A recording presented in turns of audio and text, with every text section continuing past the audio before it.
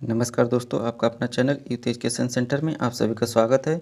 दोस्तों, आज हम लोग वैदिक सभ्यता के बारे में पढ़ने वाले हैं, जो यूपी ट्रिपल एससी पेट के एक महत्वपूर्ण टॉपिक है। इससे पहले हम लोग सिंधु सभ्यता पढ़ें, आज हम लोग वैदिक सभ्यता पढ़ने वाले हैं। तो वैदिक सभ्यता से जितने भी महत्वपूर्ण प्रश्न बनने वाले हैं वो हम लोग आज वीडियो में देखेंगे। तो वीडियो के आप लोग अंत तक बने रहिएगा। चलिए आइए हम शुरू करते हैं। वैदिक सभ्यता, तो वैदिक सभ्यता 1500 ईसा पूर्व से लेकर 600 ईसा पूर्व तक थी। पहला प्रश्न हमारा क्या है? पहला प्रश्न कह रहा है कि वैदिक काल को दो भागों में विभाजित किया गया है। वैदिक काल को दो भागों में विभाजित किया गया है, एक आपका ऋग्वैदिक काल और दूसरा आपका उत्तर वैदिक काल। तो ऋग्वैदिक काल का समय है 1500 ईसा पूर्व से 1000 ईसा पूर्व और उत्तर वैदिक काल का समय है 1000 ईसा पूर्व से 600 ईसा पूर्व। अगला प्रश्न है, आर्य द्वारा निर्मित सभ्यता क्या कहलाई? आर्य द्वारा निर्मित जो सभ्यता थी वह वैदिक सभ्यता कहलाई। क्या कहलाई? वैदिक सभ्यता। अगला प्रश्न है, आर्य शब्द का शाब्दिक अर्थ है। तो आर्य शब्द का शाब्दिक अर्थ श्रेष्ठ या कुलीन है। आर्य शब्द का शाब्दिक अर्थ श्रेष्ठ या कुलीन है। अगला प्रश्न है, किस फसल का ज्ञान वैदिक काल के लोगों को नहीं था? तो तंबाकू का। तंबाकू फसल का ज्ञान वैदिक काल के लोगों को नहीं था।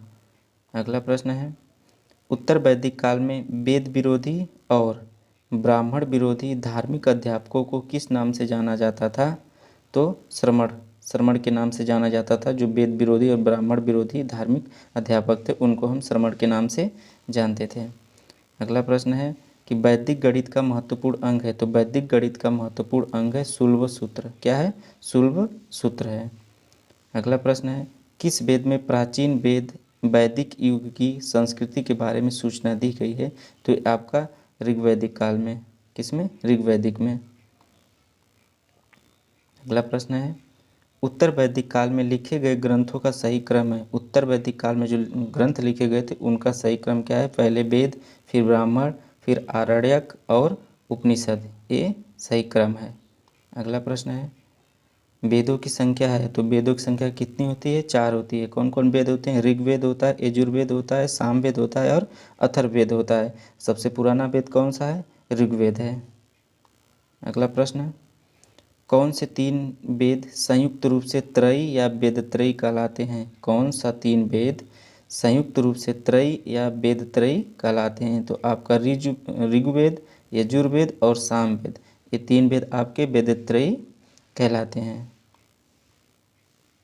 अगला प्रश्न है कि भारत के राज्य चिन्ह में प्रयुक्त होने वाला शब्द सत्यमेव जयते किस उपनिषद से लिया गया है? तो भारत के राज्य चिन्ह में जो प्रयुक्त हुआ है शब्द सत्यमेव जयते वो आपका मुंडको उपनिषद से लिया गया है। कहाँ से? मुंडको उपनिषद से लिया गया है सत्यमेव जयते। अगला प्रश्न है कि ऋग्वैदिक आर्यों का मुख्य व्यवसाय क्या था? तो ऋग्वैदिक आर्यों का मुख्य व्यवसाय पशुपालन था। क्या था? पशुपालन। अगला प्रश्न है, प्रथम विधि निर्माता कौन है? तो प्रथम विधि निर्माता मनु है।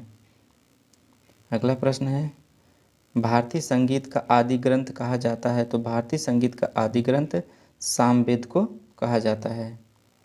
अगला प्रश्न है, कृष्ण भक्ति का प्रथम और प्रधान ग्रंथ है। तो कृष्ण भक्ति का प्रथम और प्रधान ग्रंथ है श्रीमद् भागवत गीता।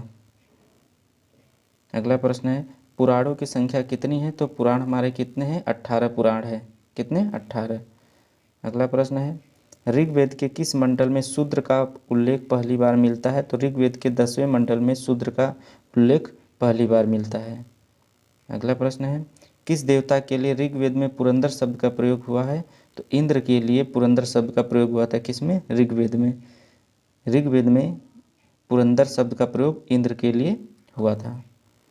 अगला प्रश्न है, शुल्ब सूत्र किस विषय से संबंधित पुस्तक है? जो शुल्ब सूत्र है पुस्तक है, संबंधित पुस्तक है, किससे है? संबंधित है ज्यामिति से। ठीक है। अगला प्रश्न है, अस्तोमा सद्गमय, अस्तोमा सद्गमय कहाँ से लिया गया है? तो ये आपके ऋग्वेद से लिया गया है, अस्तोमा सद्गमय।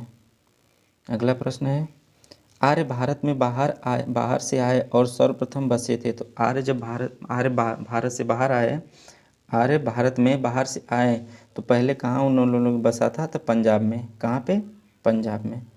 अगला प्रश्न है, वैशेषिक दर्शन के प्रतिपादक है। तो वैशेषिक दर्शन के प्रतिपादक है उलूक कड़ाद। अगला प्रश्न है, मीमांसा या पूर्व मीमांसा दर्शन के प्रतिपादक है। मीमांसा या पूर्व मीमांसा दर्शन के प्रतिपादक हैं जैमिनी। कौन है? जैमिनी। अगला प्रश्न है, वेदांत या उत्तर मीमांसा दर्शन के प्रतिपादक है बादरायण। वेदांत या उत्तर मीमांसा दर्शन के प्रतिपादक कौन है?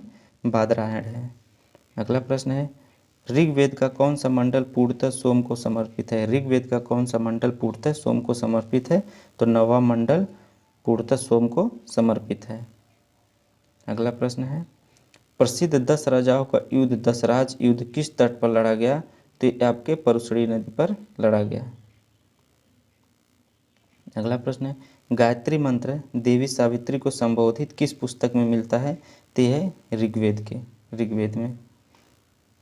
अगला प्रश्न है, न्याय दर्शन को प्रचारित किया था किसने? गौतम ने। अर्थात न्याय दर्शन के प्रतिपादक कौन है?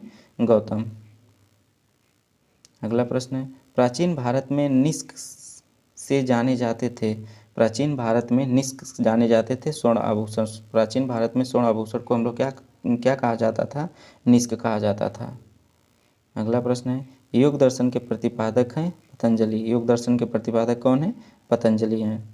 अगला प्रश्न है, आरंभिक वैदिक साहित्य में सर्वाधिक वर्णित नदी है सिंधु। आरंभिक वैदिक साहित्य में सर्वाधिक वर्णित नदी कौन है? सिंधु है। अगला प्रश्न है, अध्यात्म ज्ञान के विषय में नचिकेता और यम का संवाद, ये नचिकेता और यम की कहानी किस उपनिषद में प्राप्त होता है? तो ये कड़ो उपनिषद में है। किसकी? नचिकेता और यम की कहानी कड़ो उपनिषद में। अगला प्रश्न है, कपिल मुनि द्वारा प्रतिपादित दार्शनिक प्रणाली है तो सांख्य दर्शन। सांख्य दर्शन के प्रतिपादक कौन है? कपिल मुनि हैं। अगला प्रश्न है, किस वेद का संकलन ऋग्वेद पर आधारित है? किस वेद का संकलन ऋग्वेद पर आधारित है? तो साम वेद का संकलन ऋग्वेद पर आधारित है। अगला प्रश्न है, चरक संहिता नामक पुस्तक किस विषय से संबंधित है? तो ये चिकित्सा विषय से चरक संहिता नामक पुस्तक संबंधित है। अगला प्रश्न है, यज्ञ संबंधी विधि विधानों का पता चलता है किस वेद में? यजुर्वेद में। यजुर्वेद में यज्ञ संबंधी जितने भी विधि विधान हैं उनका पता चलता है यजुर्वेद में। अगला प्रश्न है, सबसे प्राचीन वेद कौन सा है? तो सबसे प्राचीन वेद आपका ऋग्वेद है। अगला प्रश्न है, ऋग्वेद के किस 6 मंडल को वंश मंडल या गोत्र मंडल कहा जाता है? ऋग्वेद के किस मंडल को वंश मंडल या गोत्र मंडल कहा जाता है? तो दूसरे मंडल से लेकर 7वें मंडल तक। कितने? दूसरे मंडल से लेकर 7वें मंडल तक वंश मंडल या गोत्र मंडल कहा जाता है। अगला प्रश्न है, किस वेद में जादुई माया और वशीकरण का वर्णन है? तो ये है अथर्ववेद में। किस वेद में जादुई माया और वशीकरण का वर्णन है? अथर्ववेद में। अगला प्रश्न है, ऋग्वेद में कुल कितने मंडल हैं? तो ऋग्वेद में 10 मंडल हैं। अगला प्रश्न है, आर्य भारत संभवतः आए थे कहाँ से? मध्य एशिया से। आर्य भारत मध्य एशिया से आए थे। अगला प्रश्न है, कौन सा वेद अंशतः गद्य रूप में रचित है? तो यजुर्वेद। यजुर्वेद ही एक गद्य रूप में रचित है। अगला प्रश्न है, सबसे प्राचीनतम पुराण है मत्स्य पुराण। सबसे प्राचीन पुराण कौन सा है? मत्स्य पुराण। अगला प्रश्न है, ऋग्वेद में सबसे पवित्र नदी किसे माना गया है? तो ऋग्वेद में सबसे पवित्र नदी सरस्वती को माना गया है। किसे? सरस्वती को। उत्तर वैदिक काल में किस देवता को सर्वोच्च स्थान प्राप्त था? तो उत्तर वैदिक काल में प्रजापति को सर्वोच्च स्थान प्राप्त था। संस्कारों की कुल संख्या कितनी है? तो संस्कार 16 संस्कार होते हैं। अगला प्रश्न है, ऋग्वेद में अघन्य शब्द का प्रयोग किसके लिए किया गया था? तो गाय के लिए अघन्य शब्द का प्रयोग किया गया था। अगला प्रश्न है, गायत्री मंत्र की रचना की थी? तो गायत्री मंत्र की रचना विश्वामित्र ने की थी। ऋग्वेद में कितने सूक्त हैं? तो ऋग्वेद में 1028 सूक्त हैं। और अगला प्रश्न, और ये रहा इस वीडियो का लास्ट प्रश्न है, पूर्व वैदिक आर्यों का धर्म प्रमुख था। पूर्व वैदिक आर्यों का धर्म प्रमुख था प्रकृति पूजा और यज्ञ। ठीक है, तो ये हमारा चैनल का लोगो है। अगर वीडियो आप लोग को पसंद आया तो चैनल को सब्सक्राइब करिएगा, वीडियो को शेयर करिएगा। धन्यवाद।